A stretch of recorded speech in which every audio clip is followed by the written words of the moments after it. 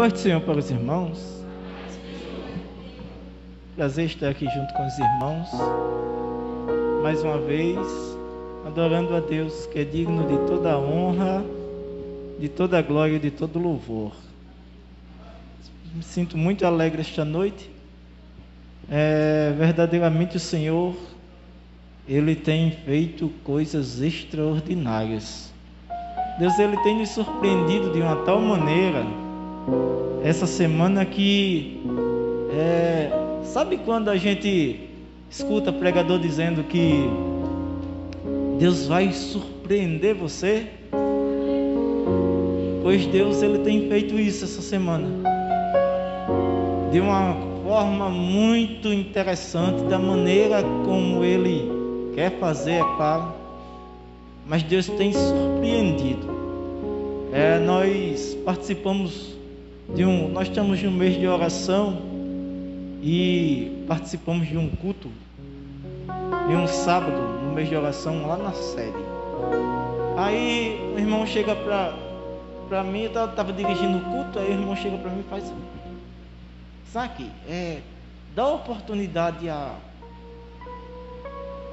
fulano, ao meu filho, porque ele vive pedindo uma oportunidade, e a gente tenta contê-lo, mas ele queria uma oportunidade. Eu estava dirigindo o culto, está certo. Aí eu dei a oportunidade. Irmãos, o culto estava muito bom, mas quando esse menino pegou o microfone, aí Deus surpreende. Porque sabe quando você dá a oportunidade que você fica esperando, aí a pessoa está sentada, aí ele vai se ajeitar, pegar uma Bíblia, aí começa aquele desfile, o jeito normal que a gente recebe a oportunidade.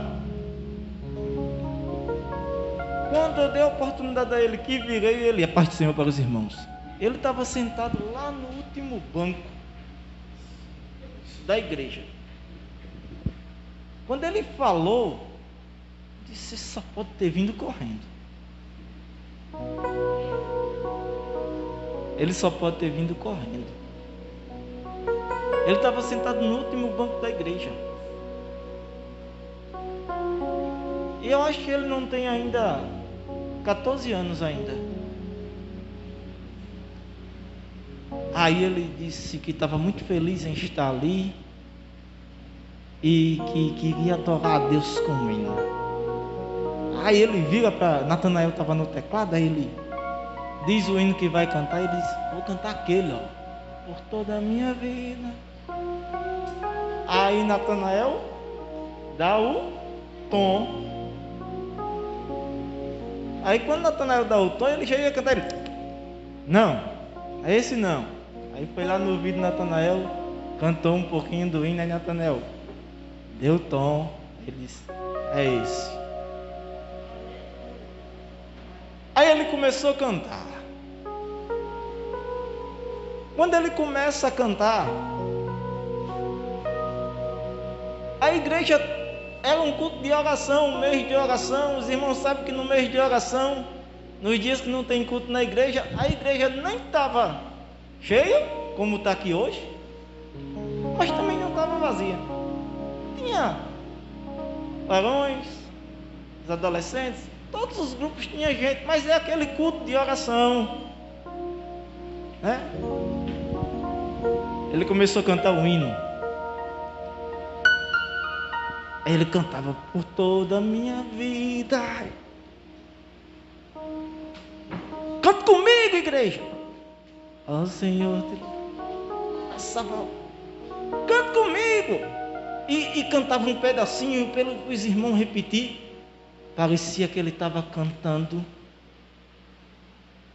num grande evento.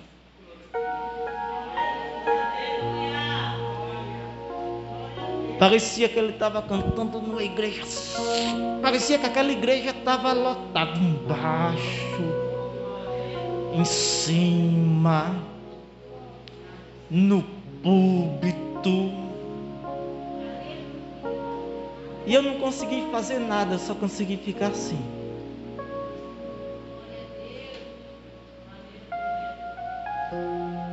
Impressionado. Uma forma como Deus nos surpreende. Uma maneira como Deus nos surpreende.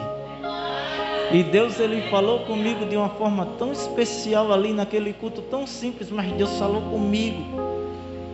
E eu senti que aquela empolgação ali era a empolgação que eu deveria estar também. Era o que eu deveria ter também. Sabe quando você sente que Deus está falando com você? Sabe quando você sente que é Deus que está dizendo, olha para Ele. Olha para Ele. Eu senti, e desde aquele dia que eu venho incomodado, sabe? Desde aquele dia que eu venho incomodado. Aí quando o Tiago me convidou para cá, para esse texto, aí eu fiquei, mas como é que eu vou fazer isso?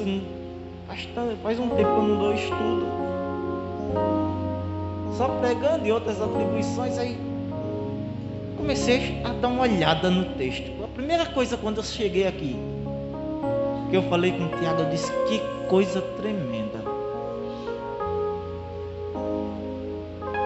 Um livro com 4 capítulos, que tem uma grandeza, que tem uma orientação, e que eu aprendi coisas que eu tenho 19 anos de crente e eu não sabia. Eu descobri aqui.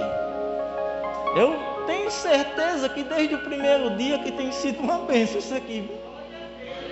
Eu tenho, pelo que eu olhei, pelo que eu vi aqui no texto, já dá para sentir quando Deus ele está movendo, quando Deus está ensinando, quando Deus ele quer falar com a gente de alguma maneira. Eu já pude sentir isso. Eu não vi, não apenas. Eu comentei um pouquinho com Janiele hoje, que eu estou na direção do mês de oração lá na sede. Aí hoje era para mim estar lá, porque eu estou nos dias que não tem culto. Eu tinha até falado com o Tiago isso. Aí como Janiele, eu disse, não, você vai lá para a sede e eu vou lá para Canaã. Aí ela, tudo bem, de manhã ela toda satisfeita e tal. Aí a gente foi ali na casa dos meus tios, ali no sítio. E quando eu estava retornando, eu comecei a comentar com ela alguma coisa. Comecei a comentar com ela alguma coisa do texto. Porque eu fui observando. Aí ela olhou para mim e fez, por que você começou a comentar? Agora eu queria ir para Canaã. Por que você não disse isso depois do culto? De tão interessante que é. Eu não sei que ponto Tiago pregou. Tiago deu a palestra dele, que ele abriu no primeiro dia. Então algumas coisas que eu vou falando para os irmãos nesta noite pode ser até redundante. Mas vai servir para ficar realmente marcado na nossa mente. Eu vou tirar. Esse texto, já estou com calor também. Esse texto é um texto, primeira coisa, é um texto inusitado. Quando você, eu disse, Janiele, se a gente for olhar focado no peixe engoliu Jonas, a gente não vai compreender a essência, nem o conteúdo do livro. Porque, sabe, quando a gente se distrai com uma coisa maior, que a gente perde as coisas que estão ao redor, alguma coisa que está tirando a atenção. Quando você vê muito em filmes, alguém criar uma situação para omitir outras, para se fazer outras coisas, porque a atenção foi chamada para tal situação. É o peixe. É o peixe. E normalmente, quando se você observar, antes desse momento, quando se falava no livro de Jonas, pergunta a qualquer cliente. Fale no livro de Jonas, ele vai lembrar de quê? Da baleia que engoliu Jonas. E Tiago, ele já começou, quando Tiago começou a anunciar esse estudo, ele disse uma coisa que eu fiquei intrigado. Ele disse, será que foi verdade? Se não, lembra que você foi anunciar lá na série? E ele disse, será que foi verdade ou não foi verdade? Será que Jonas foi realmente engolido pelo peixe ou se não foi? Aí eu fiquei intrigado. Tiago vem com pergunta. Isso é uma pergunta capciosa. Foi, né? Isso é uma pergunta capciosa. Mas vamos lá. Abra aí sua Bíblia. Jonas capítulo 1. Eu louvo a Deus, irmãos. Eu sinto muita alegria e prazer em estar junto com os irmãos.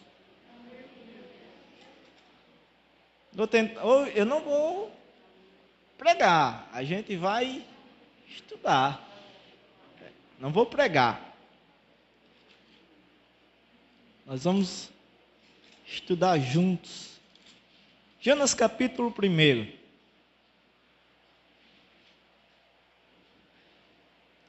Todos encontraram, amém? Quantos estão felizes essa noite em estar na presença do Senhor? Glória a Deus. E veio a palavra do Senhor a Jonas, filho de Amitai, dizendo: levanta-te e vai à grande cidade de Nínive e clama contra ela, porque sua malícia subiu até mim. E Jonas se levantou para fugir de diante da face do Senhor para Tarsis. E descendo a Jope, achou um navio que ia para Tarsis. Pagou, pois a sua passagem e desceu para dentro dele, para ir com eles para Tarsis, de diante da face do Senhor. Amém, queridos? Pronto, só até aí. Por enquanto. Irmãos, vamos começar esse nosso estudo falando um pouquinho a respeito dessas cidades. Nós vimos aqui 3 cidades envolvidas nesse texto. Quais são? Nínive, Jope e Tarsis. Se você for procurar geograficamente a posição dessas cidades, você vai encontrar que Jope é uma cidade da costa do Mediterrâneo. É uma cidade litorânea. Por isso tinha um porto. Você vai observar que Nínive é uma cidade que hoje se localiza no Iraque. Mussulum, é assim que se pronuncia, né? Pronto. Mussulum. Por sinal, é uma cidade muito próspera, atualmente, Nínive. Agora, você não encontra uma posição geográfica de Tarsis específica. Tarsis é uma cidade. Tarsis também era um tipo de embarcação.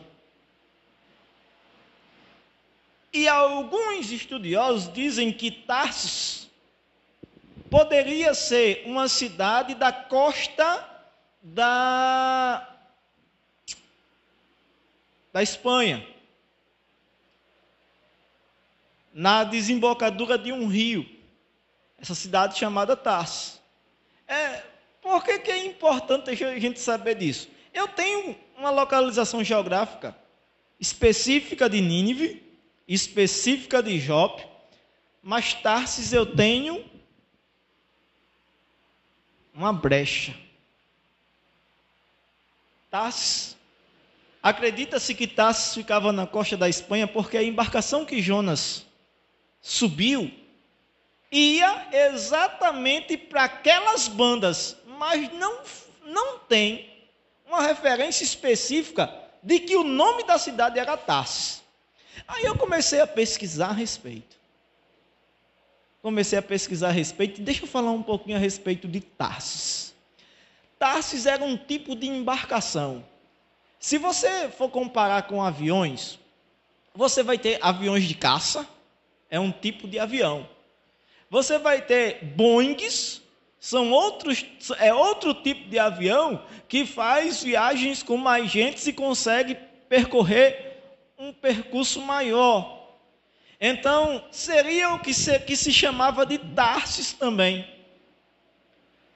E esse nome Tarsis remete a tipo de embarcações grandes que poderiam percorrer longas distâncias, e eles diziam, confins da terra. O que eu achei interessante é que, independente de que se Tarsis é uma cidade, ou de que se Tarsis seria o tipo da embarcação, Jonas ele não estava preocupado para onde ele ia. Ele só não queria ir para onde Deus mandou.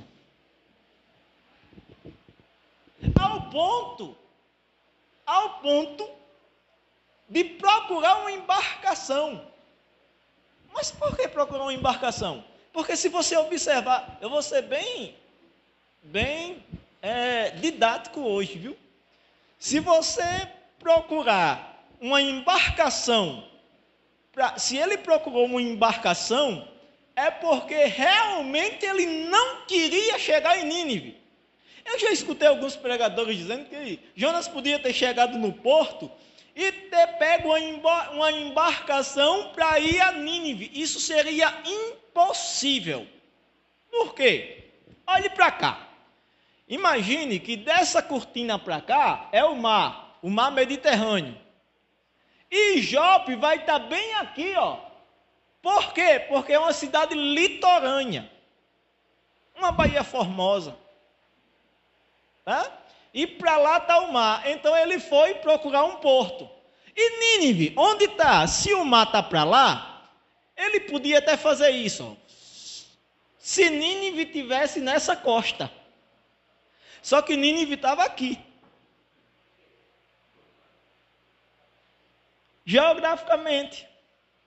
E não era uma cidade litorânea, era uma cidade do Mediterrâneo. O que é que eu estou querendo dizer com isso? Não tinha água. Para que um barco pudesse chegar em Nínive. Aí eu pergunto para os irmãos, como é que a baleia ia jogar Jonas em Nínive?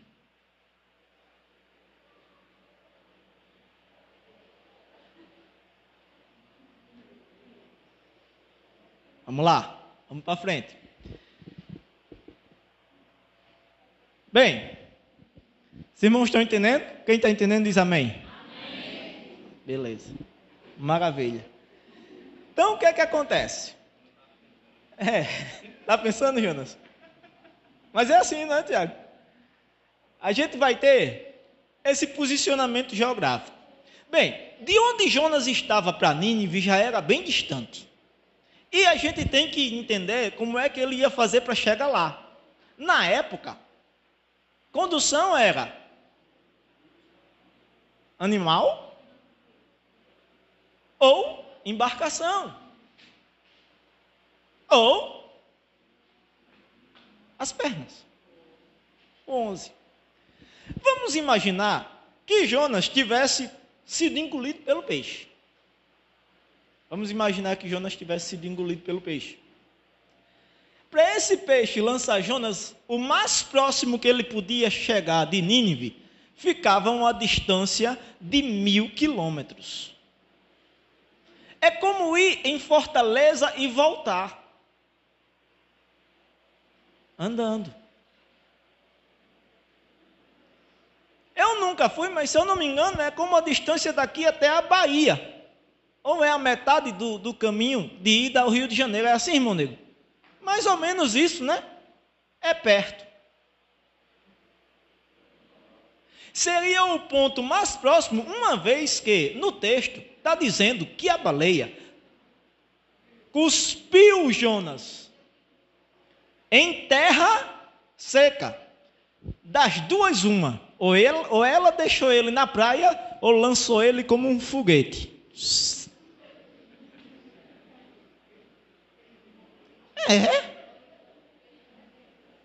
E se ela lançou na praia, no ponto mais próximo que poderia lançar do local litoral aonde existe a cidade de Nínive, essa distância mínima seria em torno de 1000 quilômetros.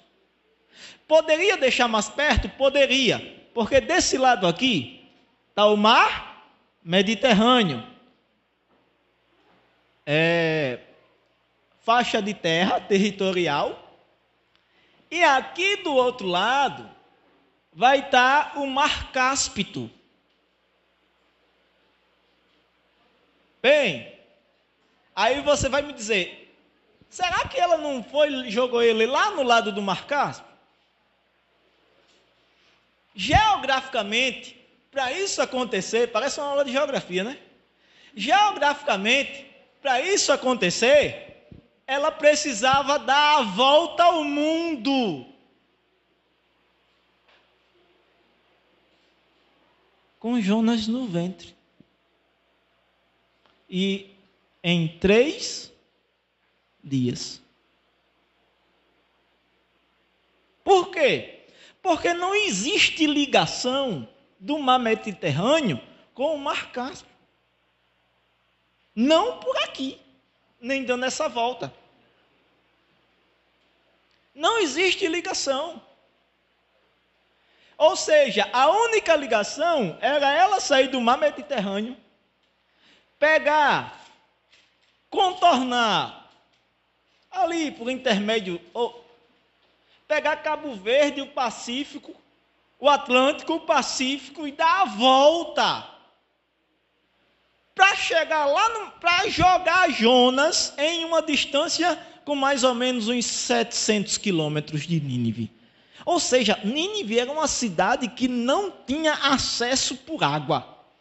O que é que eu estou dizendo com isso, irmãos? Estou dizendo que Jonas não queria realmente cumprir o que Deus determinou. E ele foi para um local que ele sabia que ele não tinha como chegar em Nínive. Só que tem uma diferença. Quando Deus diz que é para se fazer uma coisa, a Bíblia diz, passarão céus e terra, mas a minha palavra não há de passar. O texto de Jonas começa com uma ordem. O autor, ele se preocupa em dizer quem era Jonas. E quem era Jonas? Capítulo 1, verso 1. Jonas, filho de Amitai. E quem era Amitai? Por que era importante de dizer que Jonas era filho de Amitai? Se você for lá para o livro de Êxodo, e você olhar um pouquinho na história da genealogia, você vai perceber, no livro dos reis, perdão, se eu não me engano, eu sou péssimo para guardar, é 14, 24, 25, 14, 25 reis. Segunda reis, né? 14, 24, 25. Você vai ver o nome de Jonas sendo citado. Jonas sendo citado na genealogia como filho de Amitai. E o que isso significa? Significa que ele era da ordem dos profetas conservadores. E o que são os profetas conservadores? são aqueles que prezam ao máximo pelas ordenanças de Deus. E estamos falando do Antigo Testamento. Aí eu pergunto para os irmãos, as ordenanças de Deus, os olhos de Deus, teoricamente estavam voltados para quem? Para Israel. Para os judeus. Para a descendência de Abraão. Para as promessas. A promessa de Deus era para os judeus. A promessa de Deus era para a descendência de Abraão. Aí a gente começa a entender o porquê que Jonas não queria cumprir. Porque Deus mandou ele ir para onde? Fazer o quê? Pregar contra ela. A mensagem que Deus entrega a Jonas é, tu vai até Nínive.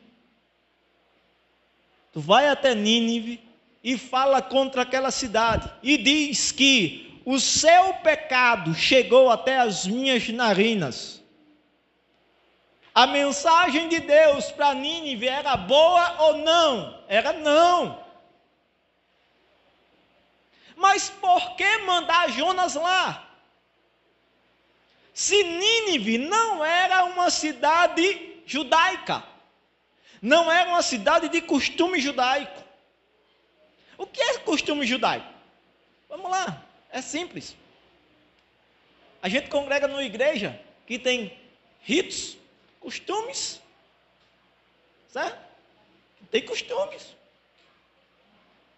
O culto tem uma liturgia, e a gente se acostuma com isso, sim ou não? Sim. No momento em que a gente sai para uma igreja diferente, que tem uma liturgia diferente, ritos e costumes diferentes do nosso, a gente estranha, sim ou não? Sim. Não é que a gente discorde, é que a gente não está habituado, não está acostumado. E Jonas, como sendo um profeta de uma descendência de profetas conservadores, ele prezava por isso. E de repente Deus pega Jonas e diz, vai lá em Nínive e prega contra aquela cidade. Primeira coisa que Jonas faz, Nínive. Eles não são judeus. O que é que isso significa? Eles não têm a promessa.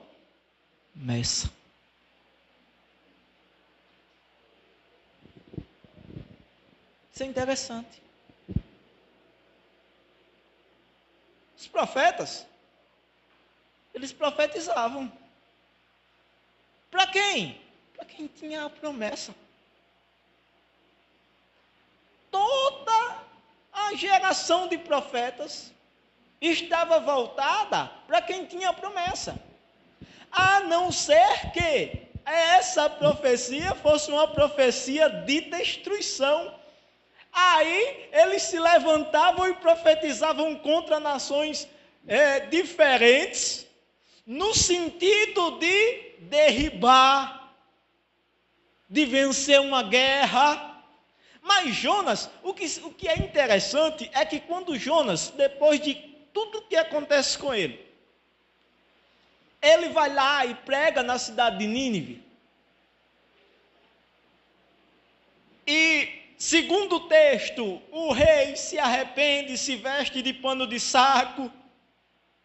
Para você ter uma ideia, se vestir de pano de saco e sentar em cinza era um costume judaico também. E os ninivitas não eram judeus, eram assírios.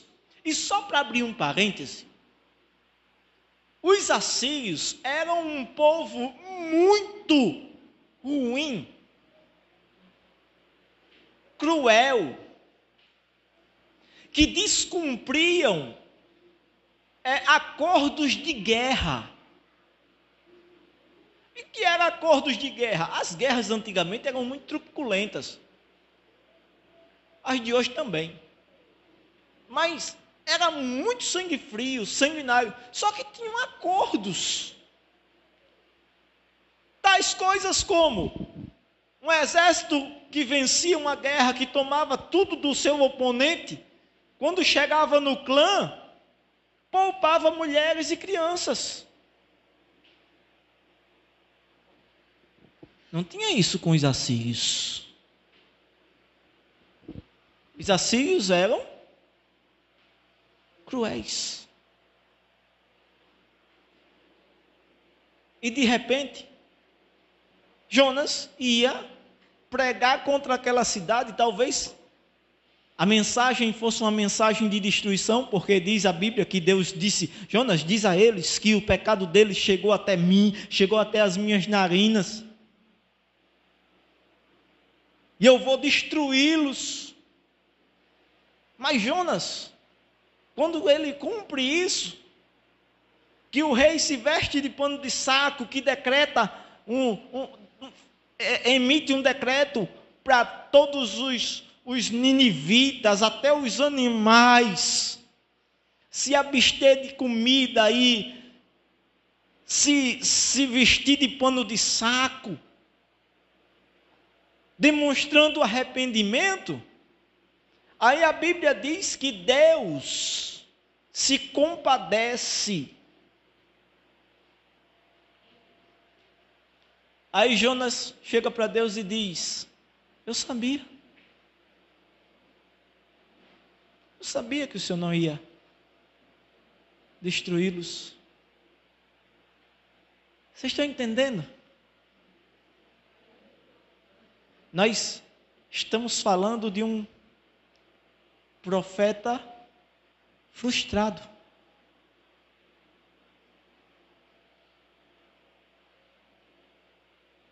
A gente pode dizer que não era um profeta. Ana Isabel falou, não, ele era depressivo. Não era depressão, não era depressivo, era frustração. Há uma diferença. Sabe o que é frustração? Frustração é quando nós queremos que algo aconteça e que não acontece por vontade alheia à nossa, mas pela vontade de terceiros. Isso é se frustrar. Isso é frustração. É como quando você está trabalhando numa empresa. Tem 3 pessoas trabalhando numa empresa, elas têm o mesmo cargo, aí surge uma vaga para o cargo de gerente. E alguém, se os 3 de repente têm a chance de assumir o cargo de gerente, mas tem um que é bem mais qualificado, e pelas suas qualificações, ele acha que ele vai ter muito mais chance do que os outros, é que aquele cargo de gerente é dele, e de repente o dono da empresa diz, não, o gerente vai ser fulano, vai ser Joaquim.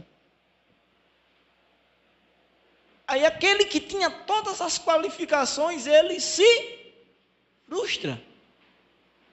Porque o que aconteceu, não aconteceu por causa da sua vontade, mas pela vontade de terceiros. Aí ele frustrou-se. E Jonas aqui demonstra frustração. E estar frustrado, irmãos, é muito ruim. É muito ruim. Por que é muito ruim? Principalmente no que diz respeito a algo que Deus mandou a gente fazer. Jonas se frustrou com a ordem de Deus. Jonas se frustrou porque Deus teve compaixão de um povo ruim. Jonas se frustrou porque no entender dele, aquele povo não merecia compaixão.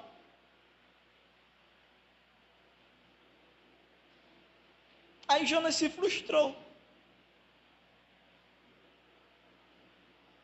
E esse texto é um texto tão interessante, é que eu li, Tiago, algumas fontes, e Perceba que o profeta Jonas, o livro do profeta Jonas, ele tem ele não é, embora ele seja considerado um livro histórico, né, os profetas são históricos, a gente, quando estuda, lá a gente estuda que os profetas maiores, os profetas menores são os livros históricos na divisão da Bíblia, dar-nos a entender, porque os livros históricos são histórias de fatos que aconteceu.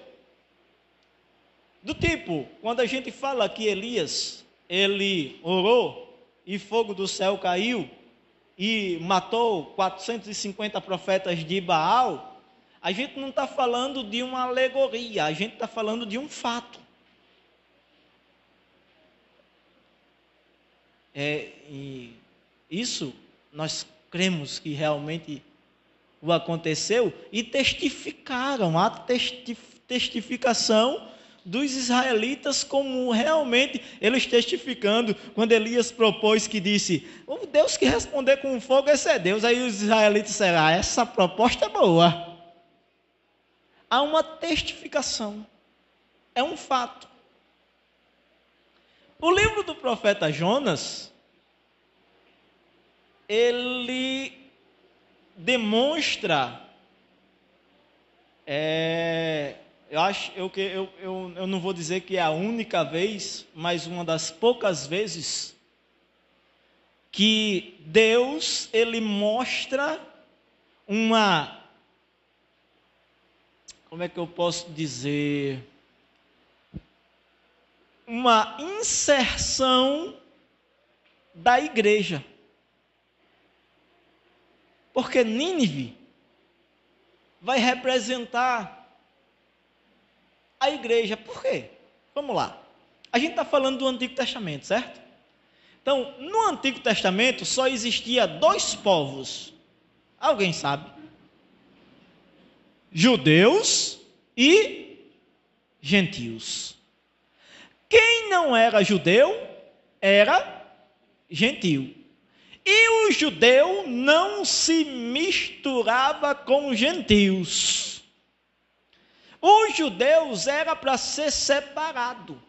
O judeu era para ser um povo diferente, destacado, não poderia misturar-se com os outros povos. Amém, queridos? Os judeus eram dessa forma. E Deus escolheu esse povo para manifestar sobre ele a sua vontade. E de repente, lá o profeta Jonas está indo profetizar para quem? Para os gentios, para Nínive.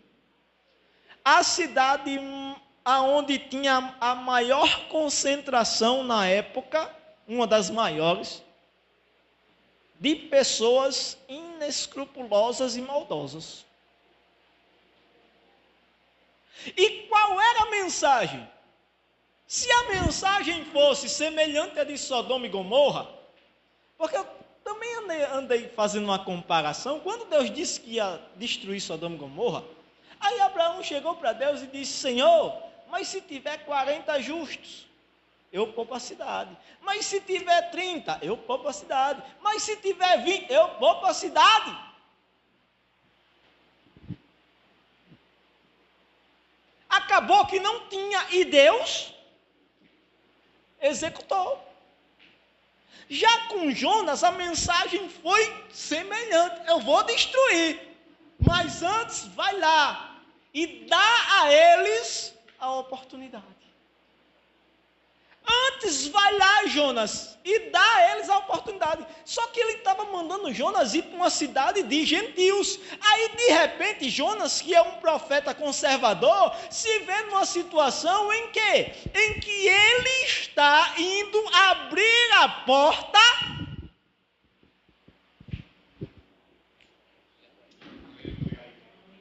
para quem não tinha chance.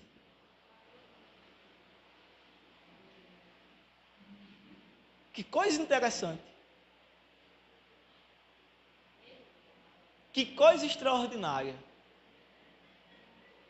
Ele estava indo abrir a porta para quem não tinha chance. E pior, No conceito de Jonas, não era só ir para os gentios, era para os assírios. Por que era tão difícil? Por que era tão difícil ir para os assírios? Será que Jonas não foi porque ele estava com medo?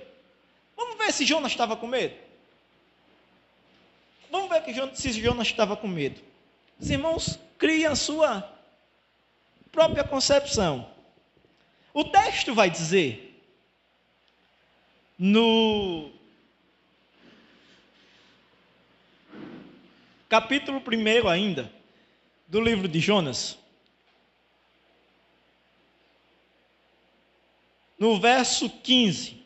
Alguém pode ler aí para mim? Lê aí para mim, por gentileza. Tomaram, pois, a Jonas e o lançaram ao mar. O mar se acabou no seu futuro. Pronto, tá bom. Pegaram Jonas e lançaram Jonas aonde? No mar. Lançaram Jonas no mar por quê?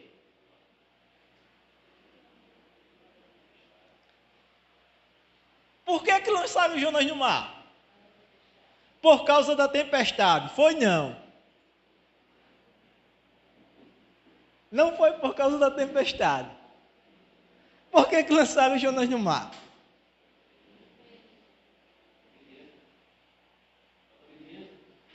Foi não. Foi não. Ele foi desobediente, mas não foi por isso que lançaram ele no mar, não.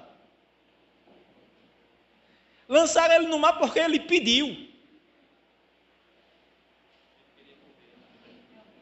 Não foi ele que pediu. Ele pediu.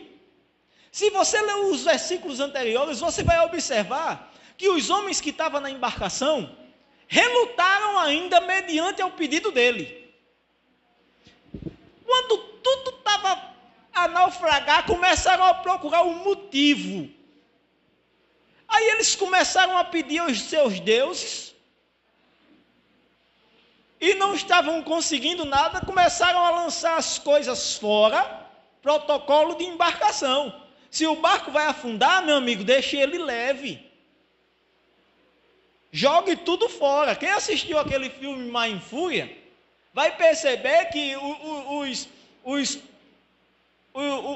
os marinheiros que estavam lá pescando, quando a tempestade surgiu, ele já tinha feito muita pesca, eles lançaram tudo no mar.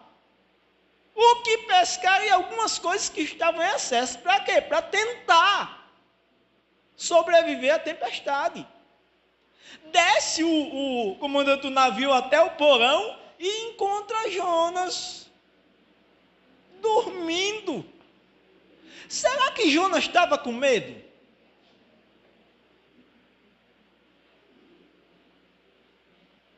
Você já teve medo? Você já teve medo? Já. Quando uma criança está com medo, ela consegue dormir? Ela não consegue dormir. Quando a gente está com medo, a gente não consegue fechar os olhos. Jonas não estava com medo da tempestade. Jonas não estava com medo da tempestade. Aí chamam ele lá para cima. E quando ele chega lá em cima,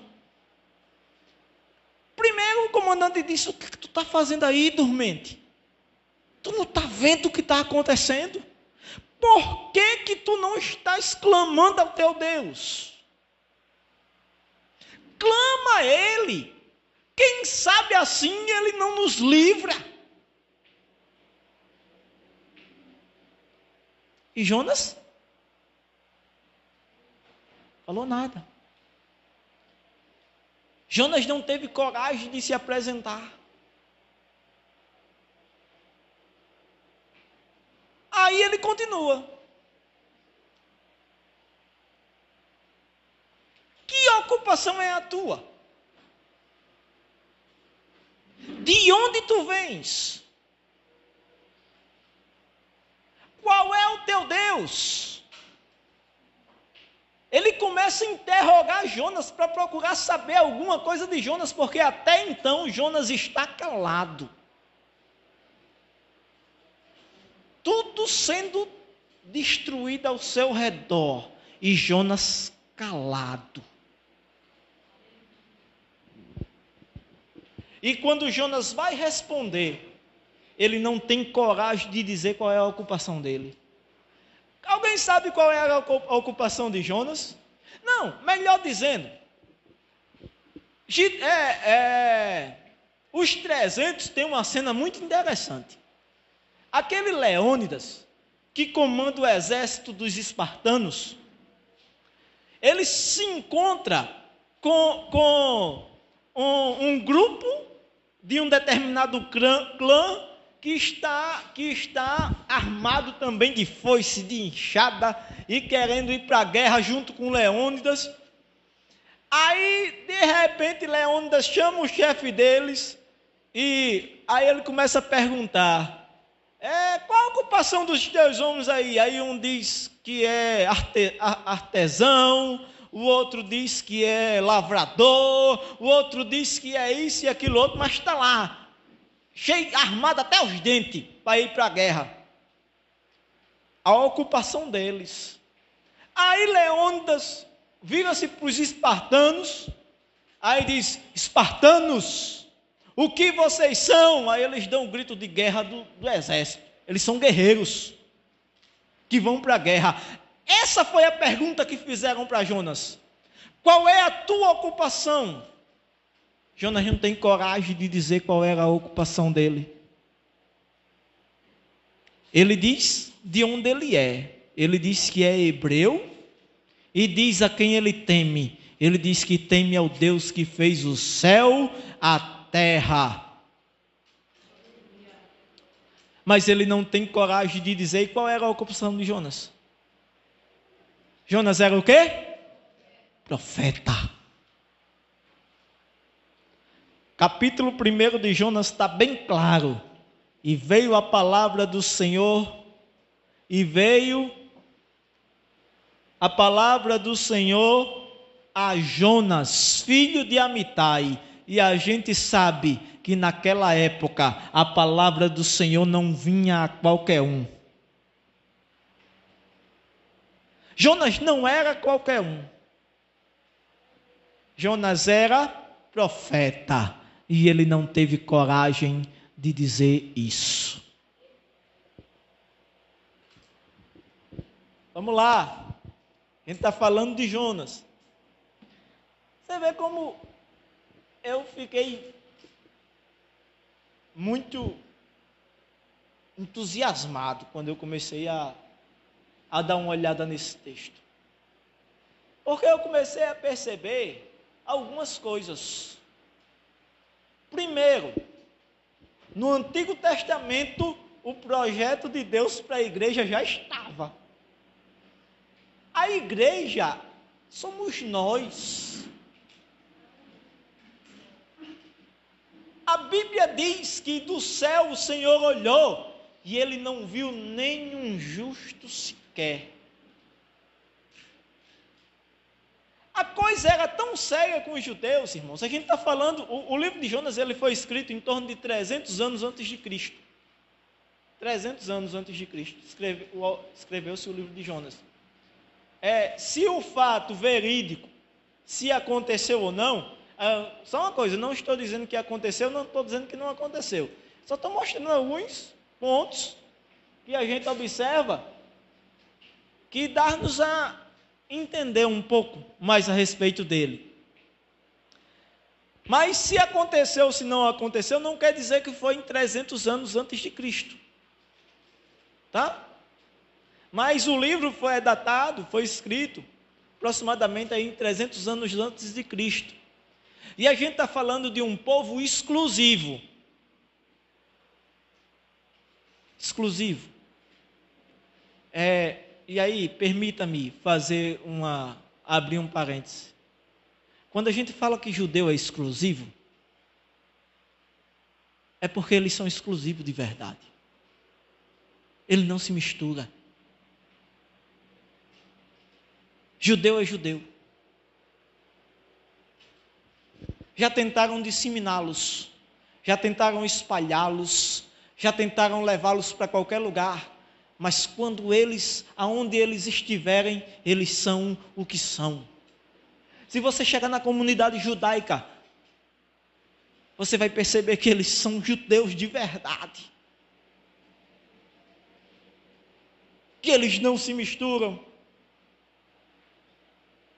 O apóstolo Pedro, quando estava falando da igreja, ele disse, lá em 2 Pedro, capítulo 2, 1 Pedro capítulo 2, verso 9, falando a respeito da igreja, ele fala que vós sois nação santa, sacerdócio real, povo adquirido, de exclusividade de Deus.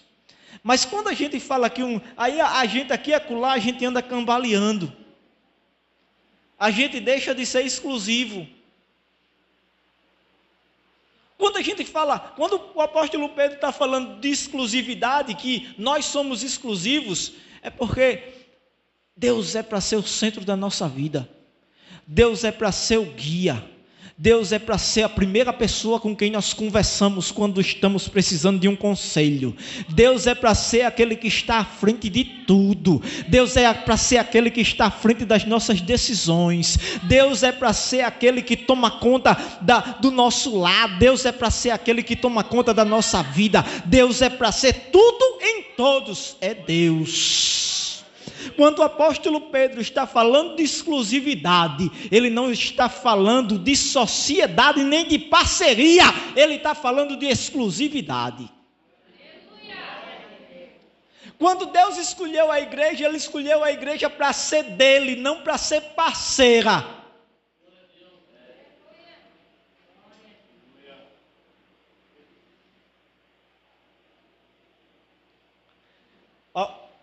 O apóstolo João, uma das suas epístolas, se eu não me engano, é a primeira epístola, capítulo 2, verso 15 ou 16, ele diz: não ameis o mundo, nem o que no mundo há, pois o que ama o mundo, a concupiscência dos olhos, a concupiscência da vida, não é do Pai, mas é do mundo. Exclusividade. Judeu leva isso a sério. Judeu leva isso a sério. Judeu leva isso tão a sério que quando o ovo racha lá, Samaria, são um bocado de primo, parente, né, Tiago? Mas quando o ovo racha lá, que Jesus chegou para a mulher samaritana e pediu um copo d'água, aí ela disse: como pode, tu sendo judeu, fala comigo que sou uma mulher samaritana? Para você ter ideia de como o judeu leva a coisa a sério.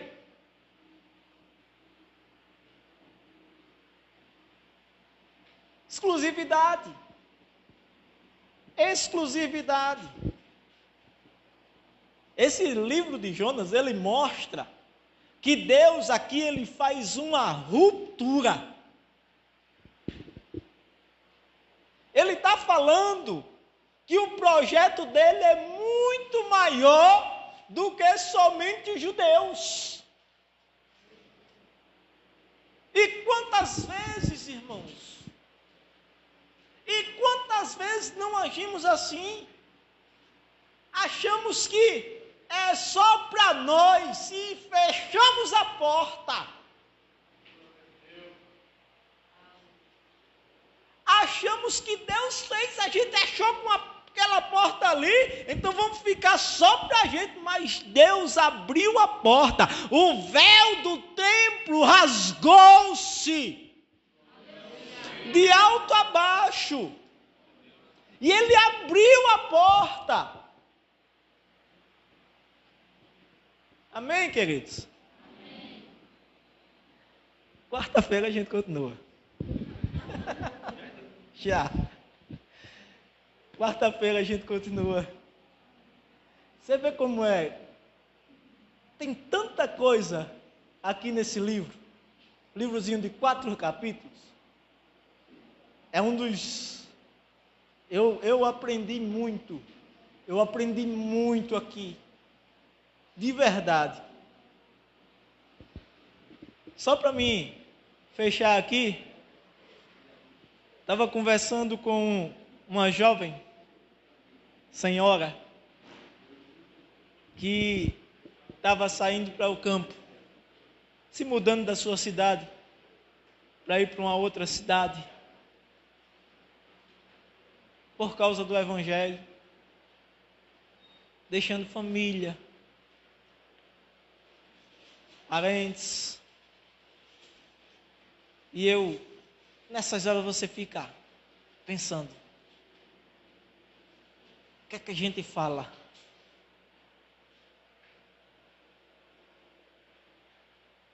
E eu conversando com ela, de repente Deus me enche de alegria assim, eu olho para ela e digo, olhe minha filha, se Deus estiver lhe levando para o deserto, e Ele estiver com você no deserto, o melhor lugar para você estar é onde? É no deserto. Não adianta a gente estar no lugar de conforto. Não adianta a gente estar no lugar onde a gente se sente aconchegado, onde está tudo tranquilo, se Deus não estiver ali comigo. Se Deus não estiver ali comigo, mas se Ele estiver me levando para o deserto, é porque lá no deserto Ele vai fazer alguma coisa. Mas o melhor lugar para mim estar é no deserto. Qual era o melhor lugar para Jonas estar? Era na embarcação. A embarcação poderia levar ele para onde ele nem sabia para onde ia. Mas o melhor lugar para ele estar era no centro da vontade de Deus. Que Deus abençoe os irmãos, que o Espírito Santo continue falando ao coração dos irmãos. E eu agradeço a oportunidade em nome de Jesus. E quarta-feira a gente continua, viu? Parei aqui no interrogatório de Jonas. Ainda quero falar algumas coisas sobre esse interrogatório. Às vezes a gente age como um Jonas e nem sabe.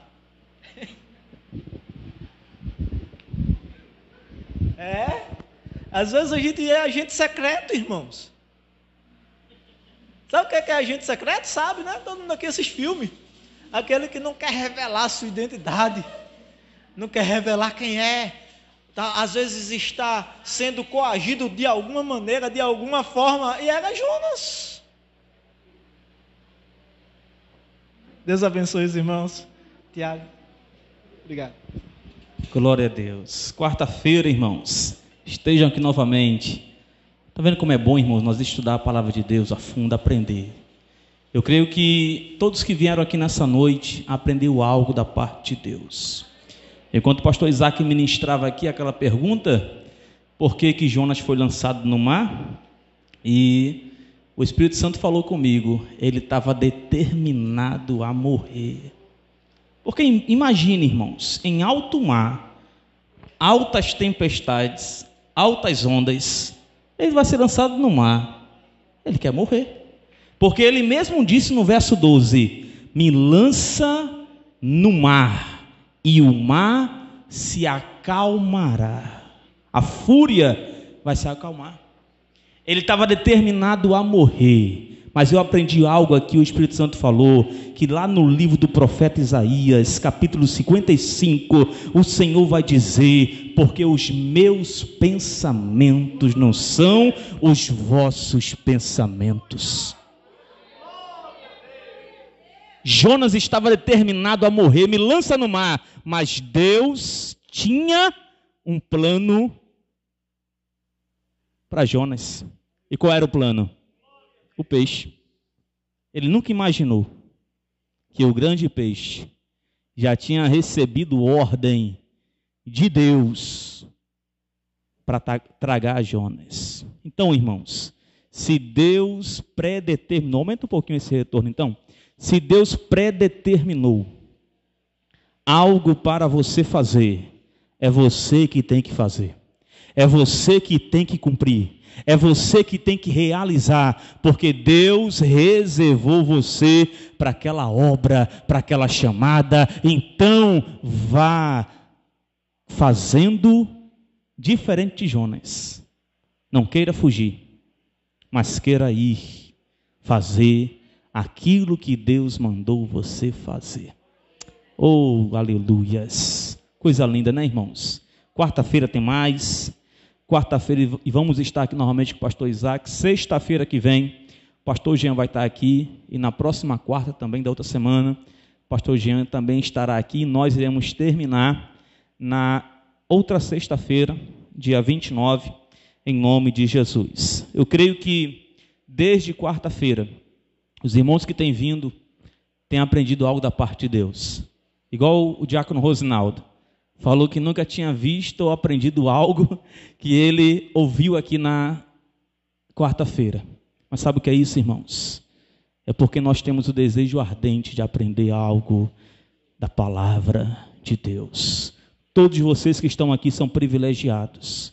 E você vai estar saindo daqui nessa noite com algo guardado no seu coração, algo que você aprendeu, porque Jonas pode ser aplicado, o livro dele pode ser aplicado na nossa vida, para que nós venhamos a ter êxito, para que nós venhamos ter sucesso na obra de Deus. Amém? Então que Deus nos abençoe. Vamos ficar de pé. Gostaria muito de agradecer ao nosso pastor Isaac, que vai estar aqui também quarta-feira que vem. Domingo tem a nossa escola bíblica dominical. Amanhã é sábado, amanhã ainda tem o nosso culto de oração. Essa semana é a semana da CIB. Amanhã às 19h30. Está na oração trabalhadora Aline, trabalhadora Carminda, Eliane e Adriana. Todas essas irmãs estão na oração, que é para toda a igreja. Amém? Vamos estar orando. Domingo, nossa escola bíblica dominical está uma bênção, às 9h da manhã, à tarde evangelismo e à noite nosso culto começa às 18h. Amém? Com a nossa oração. Que Deus possa abençoar a todos, jovens e adolescentes. Vai ter aula, viu, para os irmãos, para os jovens e adolescentes no domingo. Estarei trazendo a Xerox, né, para os amados irmãos naquela mesma quantidade. Faltou alguém que não teve a Xerox domingo? Todo mundo recebeu? Pronto, então vamos. Tem o Enem, né? Todavia, os que não forem fazer o Enem, estejam aqui em nome de Jesus. Vou estar orando e o pastor Isaac vai estar nos despedindo com a bênção apostólica. Amém? Oremos. Pai Celestial, te damos graças, meu Deus, nessa noite, Pai, pela tua palavra ministrada nessa noite, pelos teus servos que aqui estiveram, Senhor, ouvindo a tua palavra. Agora que estamos indo, meu Deus, para os nossos lares, nos leva em paz. Nos dá, ó Deus, uma noite tranquila. Nos dá, ó Deus, um final de semana abençoado. Vem, Deus, nos guardar, nos livrar de todo o perigo desta vida. São essas bênçãos, meu Deus, que eu te peço em nome de Jesus. Amém. Irmãos, teve uma jovem nos visitando, Germana, né, seu nome? Ela esteve aqui, foi quarta-feira? Foi outra semana, não foi? Deus possa abençoar a Germana, em nome de Jesus. Como a igreja diz, seja bem-vinda em nome de Jesus. Pastor Isaac. Estenda a tua mão, recebe a bênção. Que a graça de nosso Senhor Jesus Cristo, o grande amor de Deus, nosso Pai, e as doces consolações do Espírito Santo sejam com todos os fiéis, hoje para todos, sempre. Todos digam...